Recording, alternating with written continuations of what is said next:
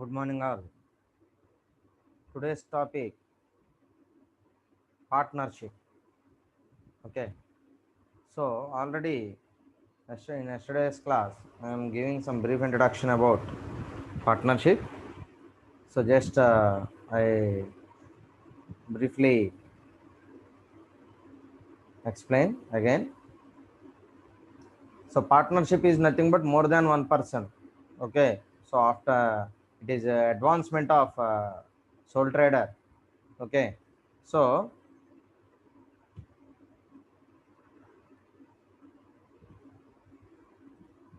Soul ట్రేడర్కి అడ్వాన్స్మెంట్గా మనం పార్ట్నర్షిప్ అని చెప్పుకోవచ్చు. సో పార్ట్నర్షిప్లో ఒకళ్ళకన్నా ఎక్కువ మంది, అంటే ఇద్దరు ఉండొచ్చు, ముగ్గురు ఉండొచ్చు.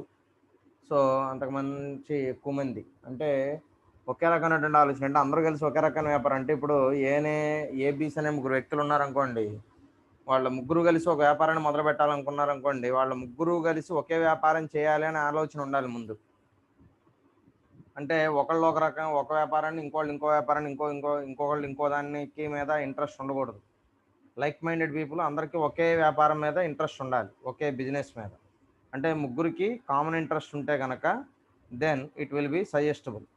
ఓకే, సో ఆ కామన్ ఇంట్రెస్ట్ ఉంటే కనుక డెఫినెట్గా మనం పార్ట్నర్షిప్కి మూవ్ అవ్వచ్చు, ఎటువంటి ఇబ్బంది లేదు. So like minded persons with resources, అదేవిధంగా రీసోర్సెస్ కూడా ఉండాలి.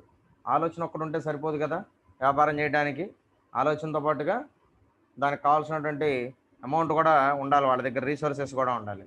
So they can come together to do the business and share the profits losses of the business in an agreed ratio.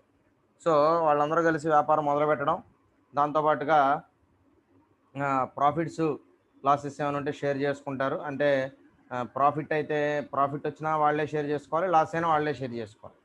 ఓకేనా? సో అదే కదా, సోల్ ట్రేడర్లో అయితే ఒక్కడే భరిస్తున్నాడు. అంటే లాభం వచ్చినా అతనే తీసుకున్నాడు, నష్టం వచ్చినా అతనే భరిస్తున్నాడు. కానీ ఇక్కడ ప్రాఫిట్ని షేర్ చేసుకుంటారు, లాస్ని కూడా షేర్ చేసుకుంటారు. దానికి ముందుకు ఒక అగ్రిమెంట్ చేసుకుంటారు, దాన్నే పార్ట్నర్షిప్ డీడ్ అంటారు. సో ఆ పార్ట్నర్షిప్ డీడ్లో ఎంతైతే రేషియో వాళ్ళు పెట్టుకున్నారు, అంటే ఎవరెంత పర్సంటేజ్ ఇన్వెస్ట్ చేశారు, దానికి అనుగుణంగా ఎవరెవరికి మనం ప్రాఫిట్ని ఎంత షేర్ చేయాలి, లాస్ అయితే ఎంత షేర్ చేయాలి అనేది మనం దాంట్లో మెన్షన్ చేయడం అనేది జరుగుతుంది అనమాట క్లియర్గా. ఓకే, తర్వాత persons who have entered into such an agreement are individually called partners and collectively called firm. Okay, so అగ్రిమెంట్లోకి ఎవరైతే ఎంటర్ అయ్యారో, ఎవరైతే అగ్రిమెంట్లో వాళ్ళ నేమ్స్ మనం మెన్షన్ చేసామో వాళ్ళు పార్ట్నర్స్ అవుతారు. వాళ్ళని మనం పార్ట్నర్స్ అని పిలుస్తాం. టోటల్గా సంస్థని మొత్తం అక్కడ ఉన్నటువంటి సిస్టమ్ మనం ఫామ్ అని పిలుస్తాం, సంస్థ అని పిలుస్తాం. The relationship among partners is called a partnership. So partners మధ్య ఉండేటటువంటి రిలేషన్షిప్ను మనం ఏమని పిలుస్తున్నాం? పార్ట్నర్షిప్. ఓకేనా? భాగస్వామ్యం, రైట్. సో ఈ పార్ట్నర్స్ మధ్య ఉండేది ఏంటి సంబంధం? పార్ట్నర్షిప్ అనే రిలేషన్షిప్ ఉంటుంది. So Indian partnership act, according to Indian partnership act 1932. So 1932 Indian partnership act ప్రకారం ఏం చెబుతున్నారంటే, defines partnership as the relation between 2 or more persons who agree to share the profits of the business carried on by all or any one of them acting for all.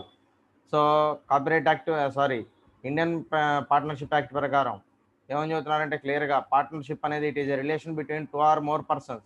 ఒక ఇద్దరు లేదా అంతకుమించి ఎక్కువ వ్యక్తులు కలిసి ఒక అగ్రిమెంట్కి వచ్చి వాళ్ళు ప్రాఫిట్ని ఎలా షేర్ చేసుకోవాలి, లాస్ని ఎలా షేర్ చేసుకోవాలనే ఒక కమిట్మెంట్ మీద ముందుకు వెళుతూ, దాంతోపాటుగా అందరి తరపున ఒకళ్ళు కానీ ఇక్కడ పార్ట్నర్షిప్లో యాక్టివ్ పార్టిసిపేషన్ అనేది ఉంటుంది. అందరూ ఉండొచ్చు, లేదు అందరూ కలిసి ఒకళ్ళకైనా బాధ్యతలు అనేది ఇవ్వచ్చు. అది వాళ్ళ మ్యూచువల్ అండర్స్టాండింగ్, ఎలా అనేది ఏంటనేది వాళ్ళ మ్యూచువల్ అండర్స్టాండింగ్ని బట్టి ఉంటుంది అనమాట, రైట్.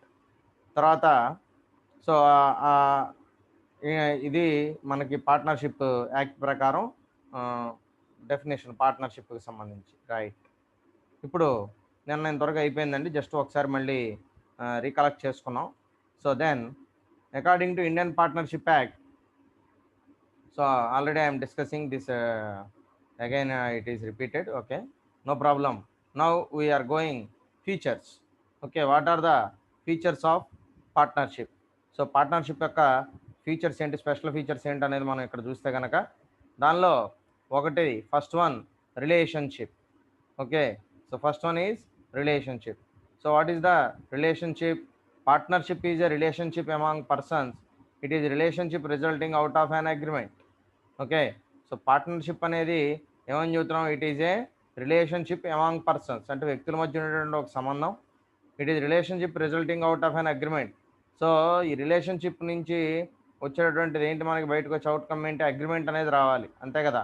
సో ఆ రిలేషన్కి మనం అందరం పార్ట్నర్స్, మన మధ్య పార్ట్నర్షిప్ అనేది ఉంది అనేది మనం చెప్పాలి అని అంటే, సో అక్కడ ఏముండాలి, పార్ట్నర్షిప్కి సంబంధించినటువంటి అగ్రిమెంట్ అనేది ఉండాలి. So legally it is a legitimate document. గుర్తుపెట్టుకోండి, రేపు ఫ్యూచర్లో లీగల్ ఇష్యూస్ ఏమన్నా కనుక వస్తే ఆ లీగల్ ఇష్యూస్ని మనం సాల్వ్ చేసుకోవడానికి ఈ అగ్రిమెంట్ అనేది మనకు బాగా ఉపయోగపడుతుంది. అర్థమైందా? సో అన్నిటికీ అదేనమాట ఇక విట్నెస్. తర్వాత రెండవ పాయింట్ ఏం చెప్తున్నాడు, 2 or more పర్సన్స్, ఇద్దరు లేదా అంతకన్నా ఎక్కువ వ్యక్తులు ఉండాలి, ఉంటేనే అది పార్ట్నర్షిప్ అవుతుంది. ఒకళ్ళు ఉంటే పార్ట్నర్షిప్ అవుతుంది కదా, అందుకని 2 or more number of persons is there, then it is called as partnership. Okay, so that is the second definition. And third feature, there should be a business. So అక్కడ వ్యాపారం జరగాలి, ఎందుకంటే వ్యాపారం జరగదని దాన్ని మనం ఫామ్ అని అనలేం కదా, కాబట్టి అక్కడ ఖచ్చితంగా బిజినెస్ అనేది జరగాలి. So the business should be conducted. Okay, that is the third feature. And next, fourth feature, there is an agreement in between partners. That is very, very important thing. So what are the terms and conditions, what are the rules or regulations are framed by these persons to continue that business, that rules and regulations and the terms and conditions should be recorded in a written form on the document, that is nothing but called as partnership deed, that is partnership agreement. So in this document, how you distribute the profits and how you distribute the losses, what ratio you have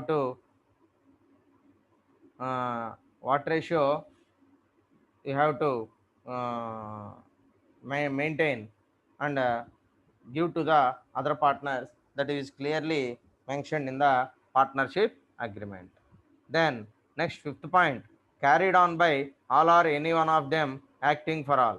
so ఇక్కడ ఇంకొక point, important point ఏం చెప్తున్నాడంటే, so ఇక్కడ అందరి తరపున ఒకళ్ళు పని చేయటం కానీ, లేకపోతే సో అందరి తరపున ఒకళ్ళు పని చేయటం కానీ, లేకపోతే అందరూ పని చేయటం కానీ, ఇక్కడ 2 ఆప్షన్స్ ఉంటాయి, గుర్తుపెట్టుకోండి. ఓకేనా? సో అందరూ కలిపి మేమందరం మిగతా వాళ్ళం మాకు కుదరదులే, సో మీరు మా అందరి తరపున మీరు బాధ్యత తీసుకుని మీరే మొత్తం చూడండి అన్నారనుకోండి, అదేం తప్పు కాదు. అర్థమైందా? సో పార్ట్నర్షిప్లో 2 అవకాశాలు ఉంటాయి, అంటే మిగతా పార్ట్నర్స్కి కుదరకపోతే ఈ పార్ట్నరు కావాలి అని అంటే అందరి తరపున ఒకళ్ళు ఈ పనిని చేసుకోవచ్చు. ఓకేనా? సో అక్కడ ఎటువంటి ఇబ్బంది లేదు. Okay, excuse me 1 minute.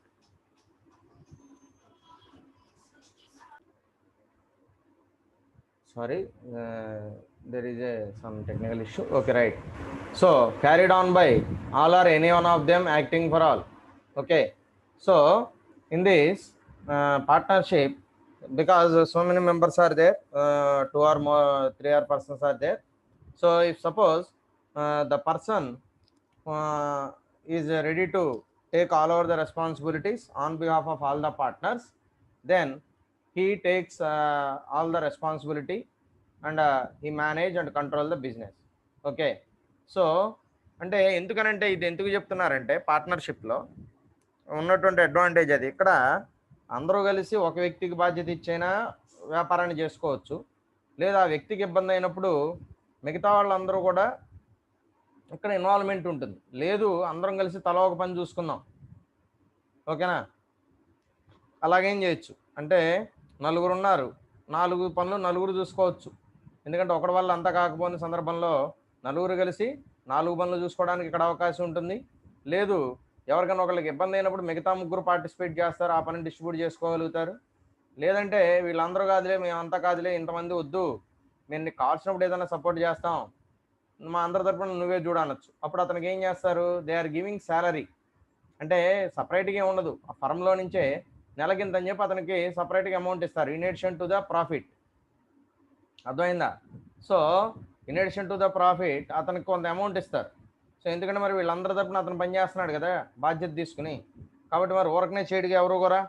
కాబట్టి వాళ్ళందరూ కలిసి వాళ్ళందరూ ఏమంటారు, సరే నువ్వు నెలకు 10,000 లేదా 15,000 తీసుకో, నువ్వు ఎందుకంటే మా అందరి తరపున కూడా నువ్వు పని చేస్తున్నావు కాబట్టి, ఓకే, కాబట్టి నీకు ఆ 15,000 తీసుకోవచ్చు. అప్పుడు దీనికి అతను యాక్సెప్ట్ చేస్తాడు, ఎందుకంటే మరి ఊరకనే ఏం కాదు కదా, మనీ వస్తుంది కాబట్టి is also ready to accept.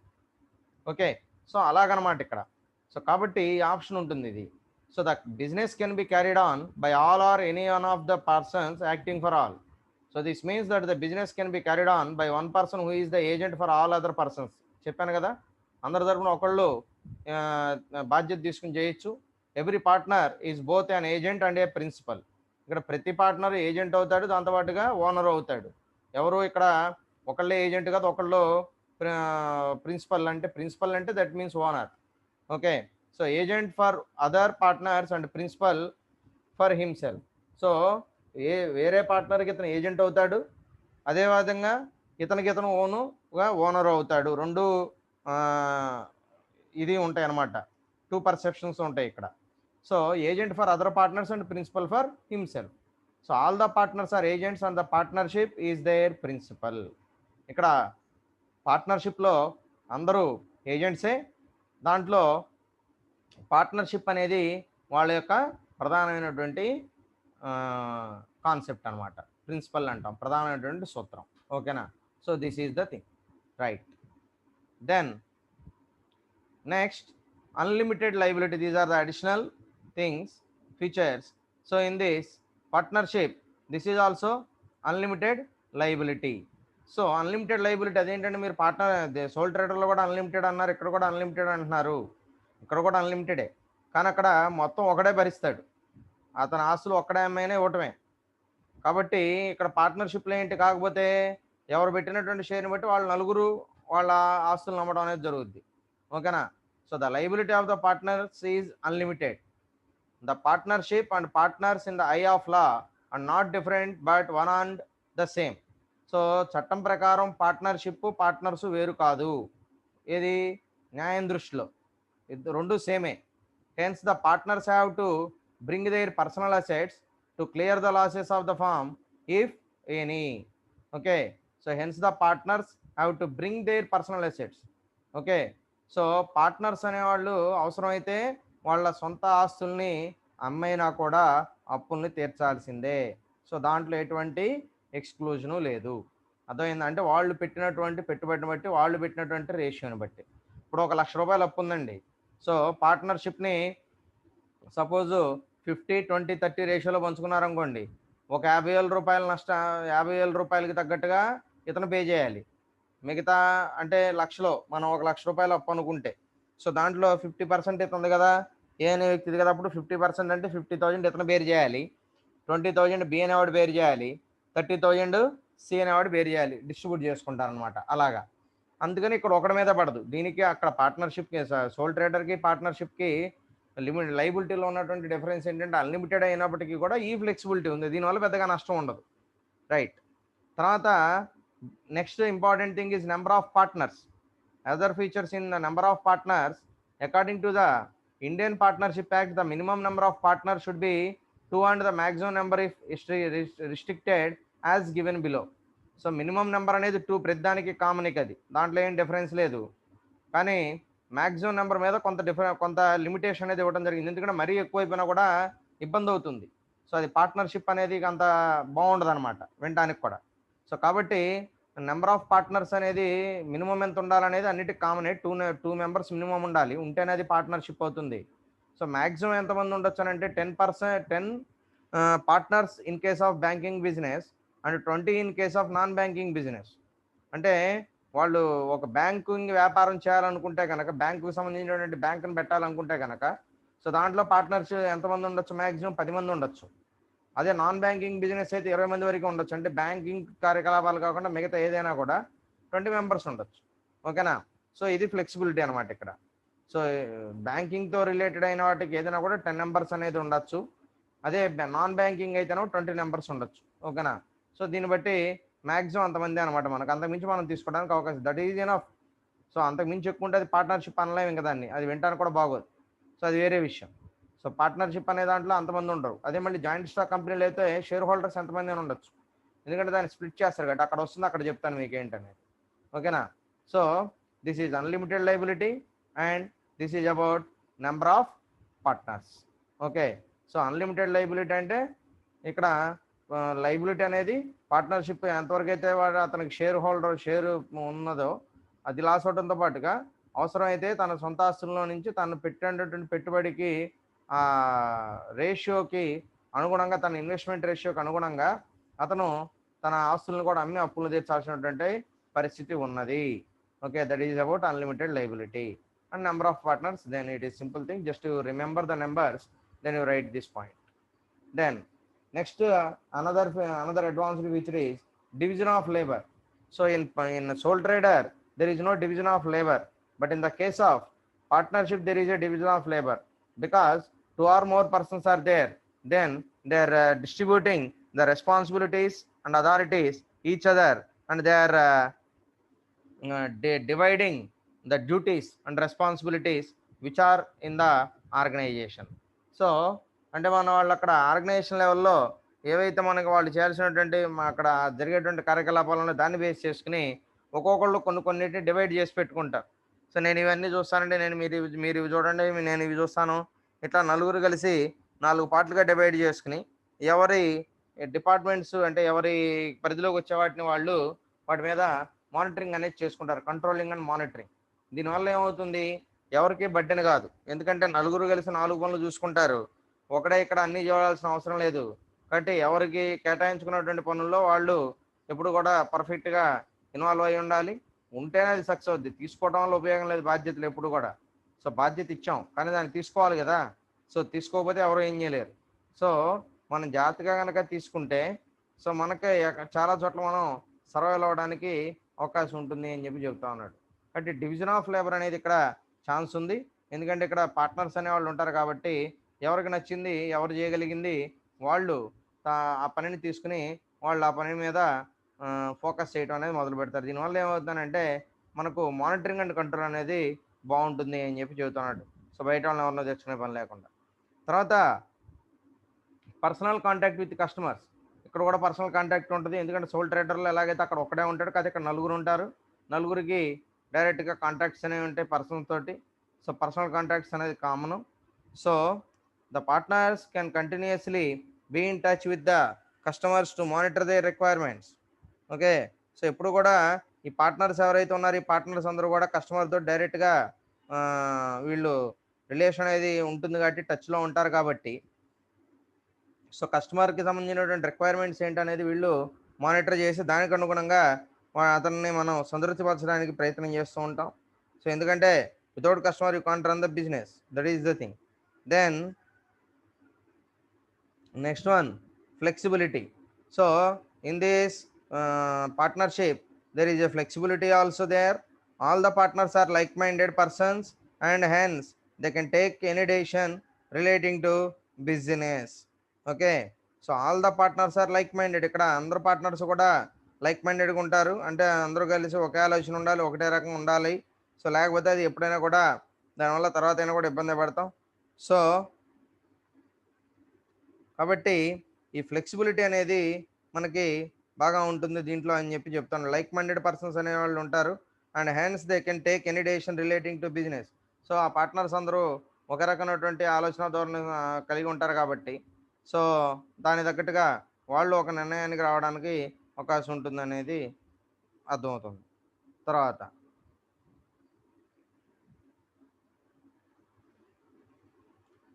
Next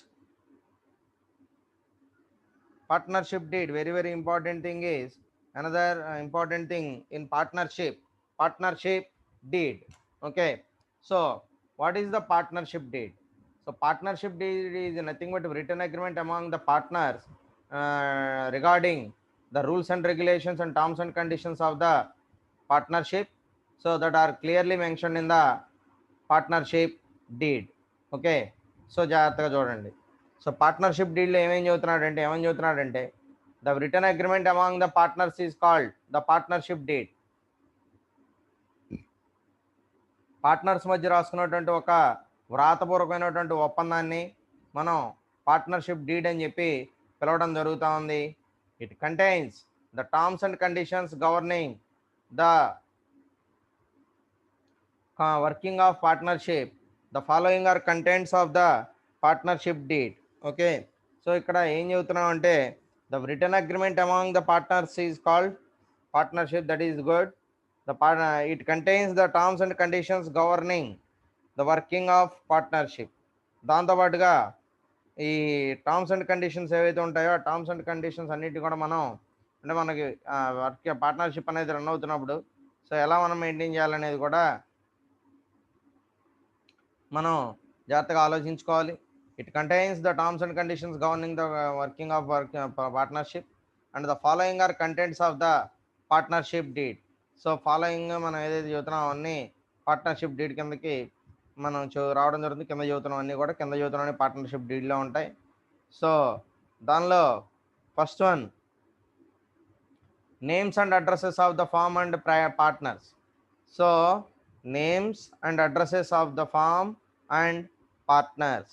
so దాంట్లో ఏముంటాయి, name, addresses and firm and partners. Partners ఎవరైనా ఉంటే వాళ్ళ పేర్లు సో ఉండాలి, ఖచ్చితంగా ఉంటేనే పార్ట్నర్షిప్ అయ్యేది. సో అదనమాట. తర్వాత nature of the business purposed. Okay, that is very very important thing, nature of the business proposed. So partnership అనేది ఫామ్ అయిన తర్వాత మనం చేయబోయే వ్యాపారం యొక్క లక్షణం ఏంటి, అది దేనికి సంబంధించింది, దానికి మార్కెట్ ఎలా ఉంటుంది సో అనేది మనం ముందుగానే ఆలోచించుకోవాలి. సో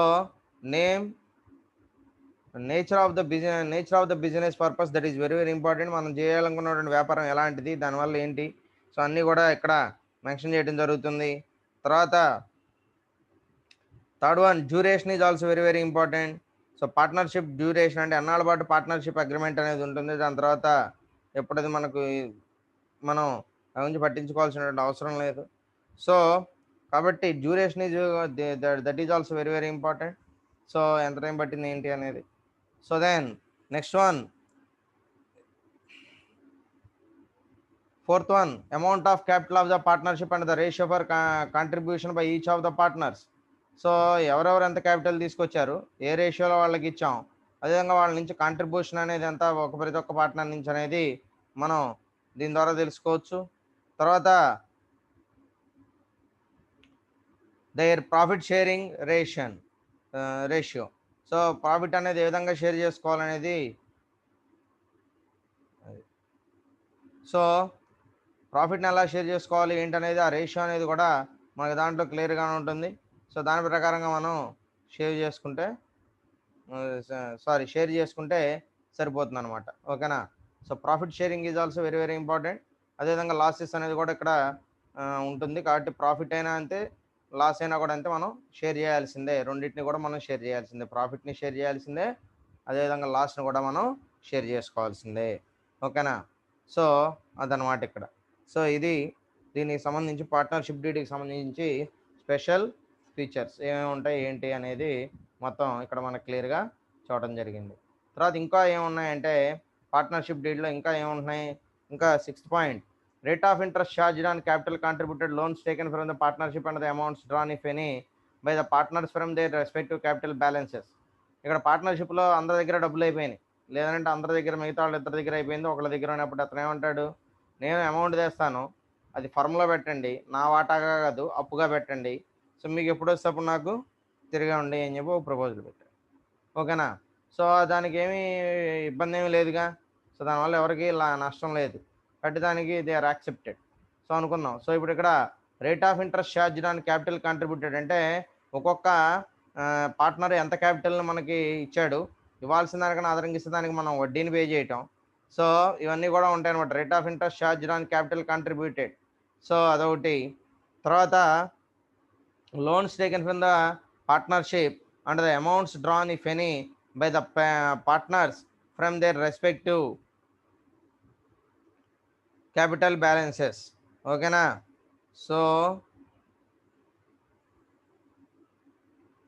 సో ఇక్కడ ఏం చెబుతున్నాడంటే role of interest charge and capital contributed దేని బట్టి ఉంటుందంటే క్యాపిటల్ ను కాంట్రిబ్యూట్ చేసేదాన్ని బట్టి.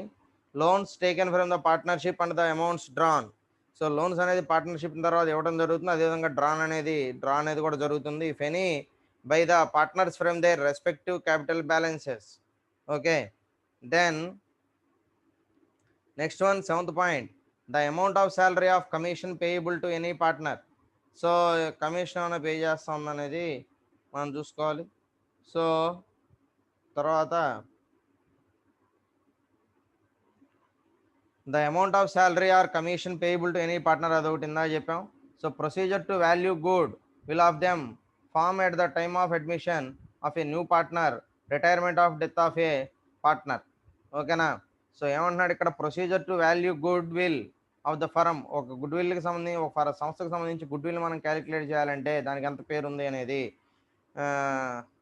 Good will of the firm at the time of admission of a new partner. కొత్త వ్యక్తి మన దగ్గరికి వస్తాడు, ఎందుకంటే ఆల్రెడీ మనం కష్టపడి పనిచేసాం, దాన్ని ఒక స్థితికి తీసుకొచ్చాం, అప్పుడు ఎవరైనా మన దగ్గరికి వస్తారు పెట్టుబడి పెడతామని.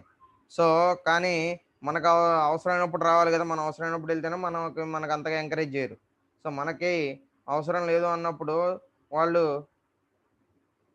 సో అదనమాట. సో కాబట్టి ఇక్కడ మనం ఆ పాయింట్ని జాగ్రత్తగా గుర్తుపెట్టుకోండి.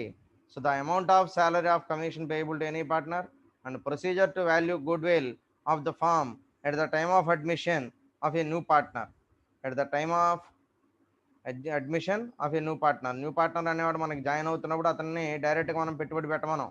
మా గుడ్ విల్ ఉంది, ఎందుకంటే మేము ఆల్రెడీ నీకన్నా ఉంది, ఇక్కడ మేము ముగ్గురు ఉన్నాం, మేమందరం కష్టపడితే ఇక్కడ దాకా వచ్చింది, ఇంత పేరు వచ్చింది, కాబట్టి మాకు సంస్థ గుడ్ విల్ ఉంది, ఆ గుడ్ విల్ నువ్వు పే చేయాలంటాం. సో దానికి ఇష్టమైతే వస్తాడు, లేకపోతే లేదనమాట. సో అది ప్రొసీజరు. సో తర్వాత allocation of responsibilities of the partners in the firm. So దాంతోపాటుగా మనం procedure for distribution of the firm, dissolution.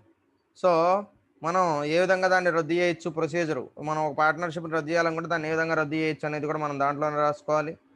So allocation of responsibilities of the partners in the firm.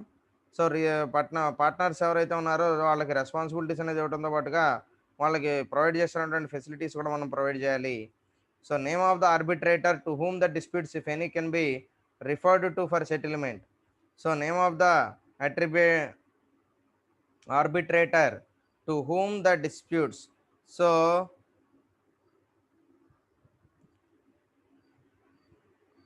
disputes if any can be referred to for settlement. So name of the arbitrator to whom the disputes, so ఎవరికైతే disputes ఉన్నాయో if any can be referred for the settlement కి refer చేయబడుతున్నాయి. And next point, special rights, obligations and liabilities of partners if any. So అది ఉండొచ్చు. So that's it, there is no problem at all. తర్వాత చూస్తే there is types of partners. So in partnership there are different types of partners are depending upon the position and work. So there are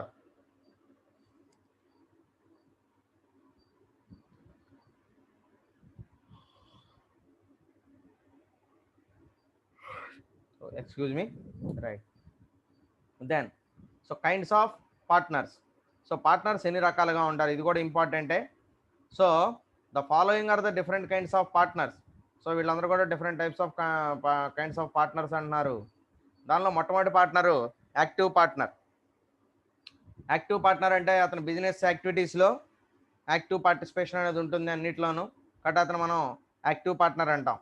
so active partner takes active part in the affairs of the partnership.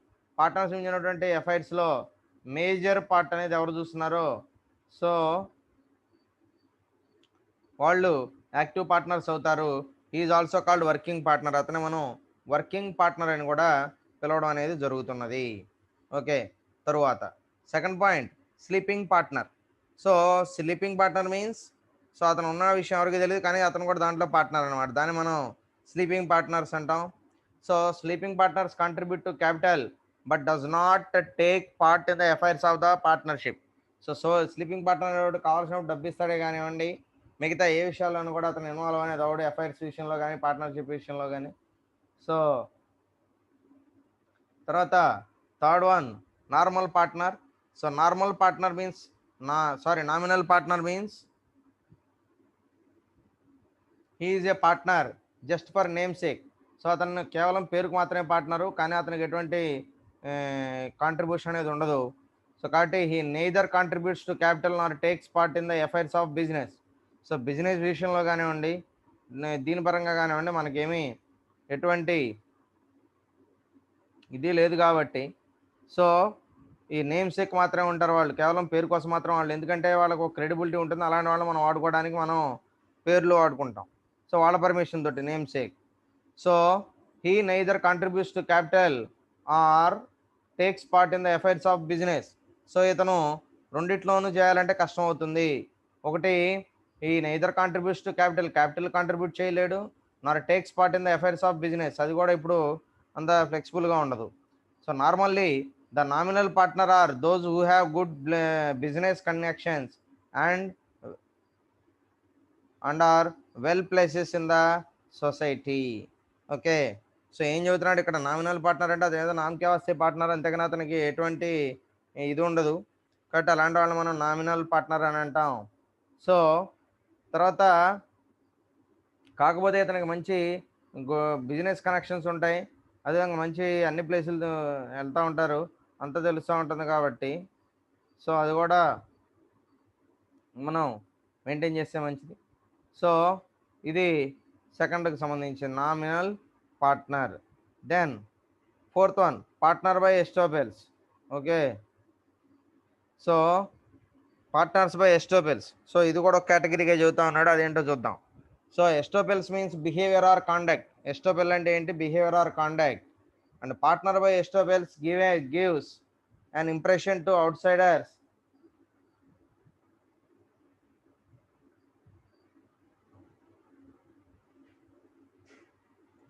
So దీనిలో ఏంటంటే estoppels means behaviour or conduct మీద మనం base చేసుకోవడం జరుగుతుంది. Partners by estoppels gives and impression to outsiders that is the partner in the firm. అతను దానికి partnership ఉండదు దాంట్లో, కానీ అతను బయట ఎలా ప్రవర్తిస్తుంటాడంటే నాకు కూడా దాంట్లో పార్ట్నర్షిప్ ఉందనే విధంగా చూడడం అనేది జరుగుతుంది. సో అది మనం ఎక్కడ కూడా చెప్పకూడదు. సో కాబట్టి ఈ ఎస్టోపెల్స్ అనేది, పార్ట్నర్స్ బై ఎస్టోపెల్స్ అనేది మనకు అంత సూటబుల్ కాదు అంటున్నారు. So estoppels means behaviour or conduct. So partner by estoppels gives an impression to outsiders that is the partner in the firm. అతనికి ఏమి లేకపోయినా కూడా బయట వాళ్ళకి ఎలా క్రియేట్ చేస్తారంటే అతను కూడా పార్ట్నర్షిప్ ఉందన్నట్టుగా ఇతను అక్కడ అలా ఉంటాడు, ఆ యాటిట్యూడ్ తోటి పనిచేయడం అనేది జరుగుతుంది. దీనివల్ల చేసే అతనికి వ్యాపారం అనేది దెబ్బతింటుంది కదా. So in fact the neither contributes to be neither contributes to capital. So క్యాపిటల్లో కాంట్రిబ్యూట్ చేయట్లేదు, nor takes any role in the affairs of the partnership. So అది కూడా చూస్తున్నారు. So this is about partners by estoppels. Then next, partners by holding out. So partners by holding out means if partners declare a particular person having the social status as partner and this person does not contradict even after he comes to know such declaration. Okay. So దీనిలో ఏం చెబుతున్నాడు, partners by holding అవుట్లో, so if partners declare a particular person మనం declare చేస్తుంటే, so having social status, so మనం ఒక social status ఉన్నటువంటి వ్యక్తిని మనమే సెలెక్ట్ చేసుకోవాలి. సో అలాంటి వాళ్ళని మనం సెలెక్ట్ చేసుకున్న తర్వాత వాళ్ళని మనం పర్సన్ యాజ్ పార్ట్నర్, అతని పార్ట్నర్గా కూడా చూడాలంటున్నారు. సో అది అవసరం ఉన్న దాన్ని బట్టి చూడచ్చు, లేకపోతే లేదు. And this person does not contradict even after he comes to know such declaration. So అది మనకి తెలిసే తప్పితే it cannot be revealed. So he is called a partner by holding out and he is liable for the claims of third parties సంబంధించినటువంటి claims కి ఇతనే బాధ్యత వహించాలి. So however the third parties should prove they enter into contract with the firm in the belief that he is the partner of the firm. Such a person is called partner by holding out. Okay. So ఏం చెబుతున్నాడు? However the third party should prove they entered into contract. Okay. So then next one, minor partner. So minor partner means minor has a special status in the partnership. So special status అనేది చూస్తూనే ఉన్నాను partnership సంబంధించి. So దీనిలో ఏం చదువుతున్నాడు in the partnership. So a minor can be admitted for the benefits of the firm. So minor అనేవాడు ఎవరో ఉన్నారో అతను అడ్మిట్ అయ్యాడు అనుకోండి. సో ఏదో కొన్ని బెనిఫిట్స్ కోసం చిన్న అతను మనం చేసినటువంటి బిజినెస్ ఎంటర్ అయ్యాడు అనుకోండి. సో తర్వాత నెమ్మదిగా a minor is entitled to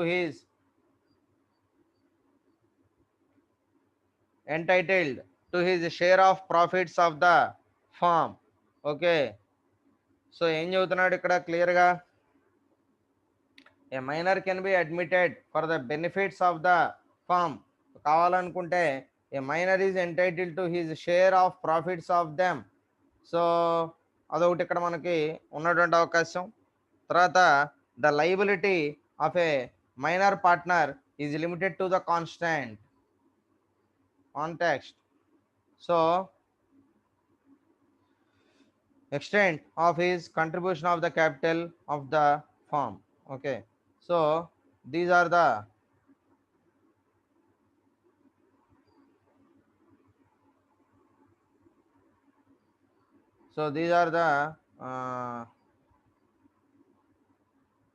features of the uh,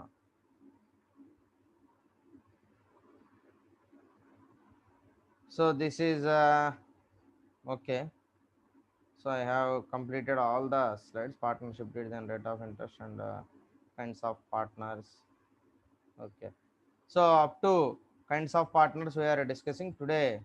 uh,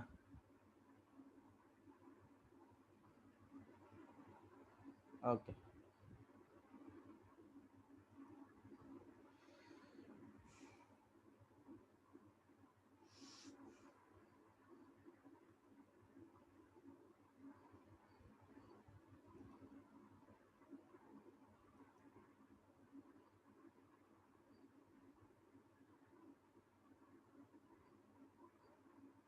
Now I am taking the attendance.